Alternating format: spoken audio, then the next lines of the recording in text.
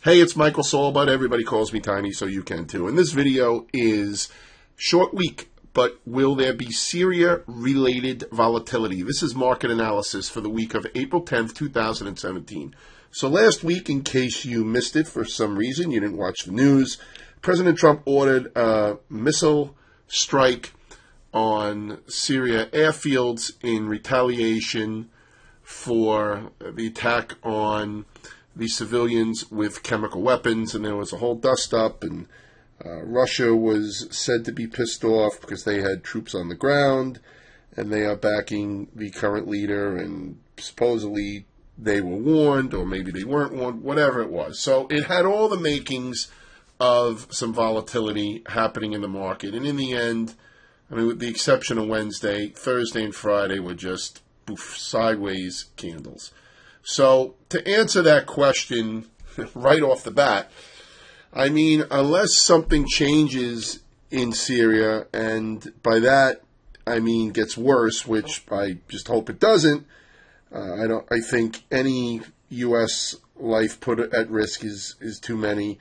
So hopefully this will end sooner rather than later. But unless something worse happens, or of course something worse happens because of the missile strikes, it doesn't look like we're going to see much movement here off of that. Now, there could be other factors that come in that move the market, but right now, I mean, we had this day, Wednesday, and that was it. And we didn't even go that crazy. I mean, relatively speaking, from what we have been seeing, there was some volatility, but I mean, overall, nah, it's just not a big blip in it.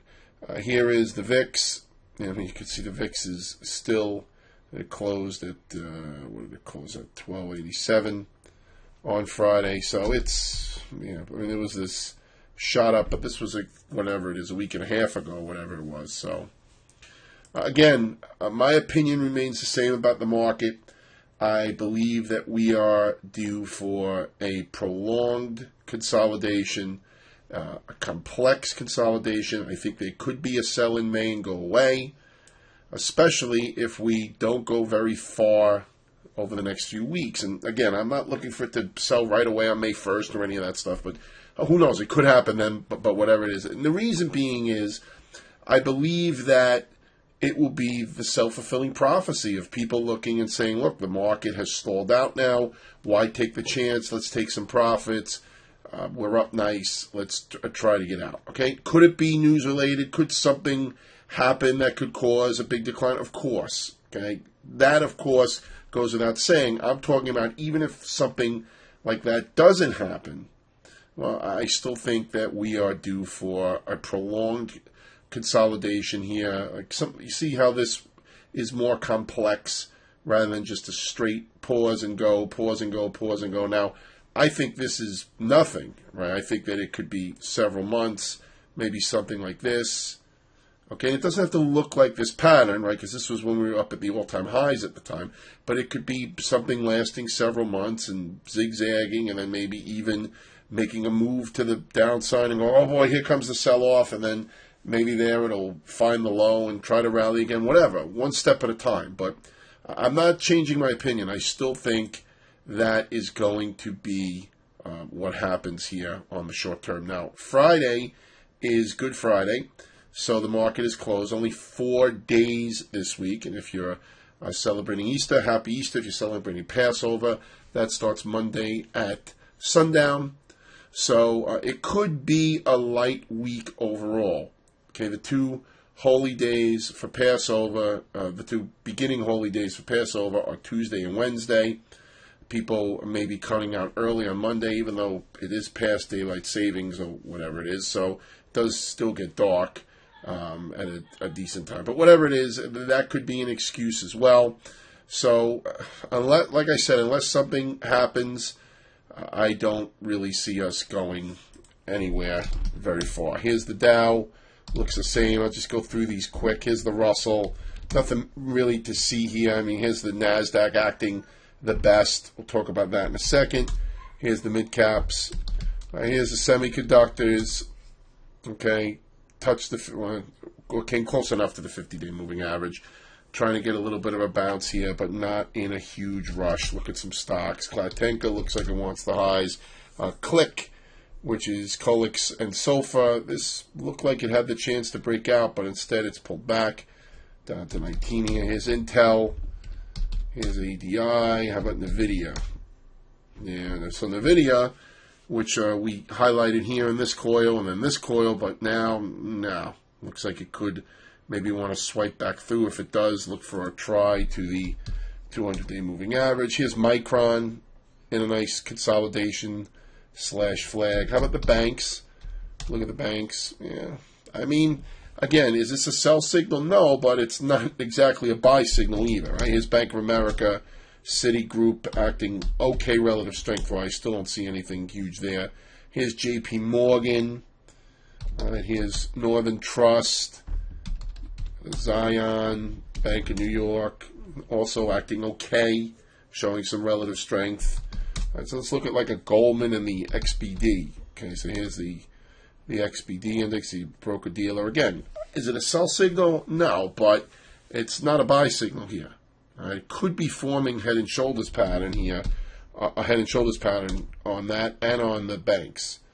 But again, I mean, if it's going to be symmetrical, then this right shoulder has a little bit of a way to go. How about the biotechs? How have they been acting lately? Yeah, held the 50-day moving average.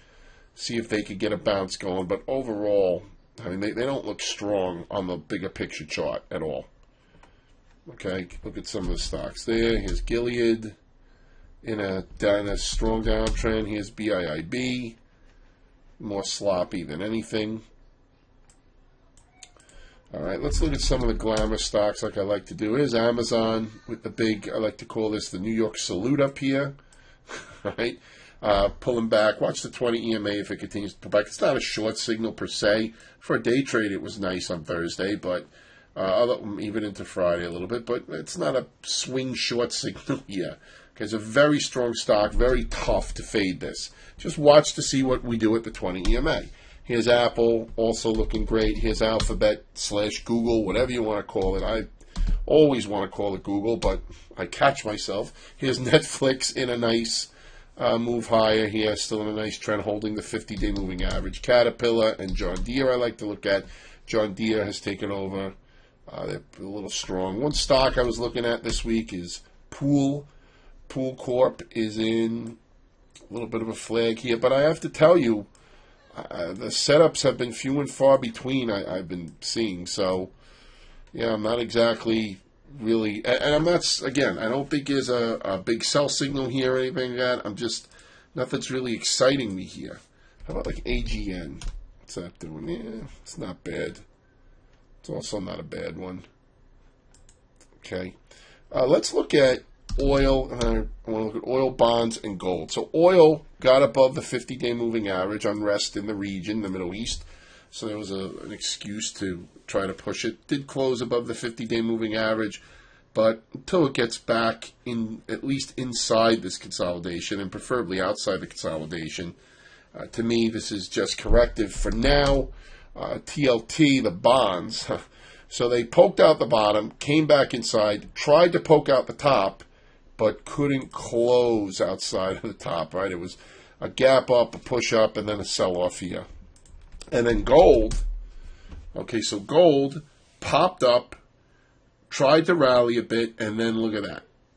Right? Just sold back off here.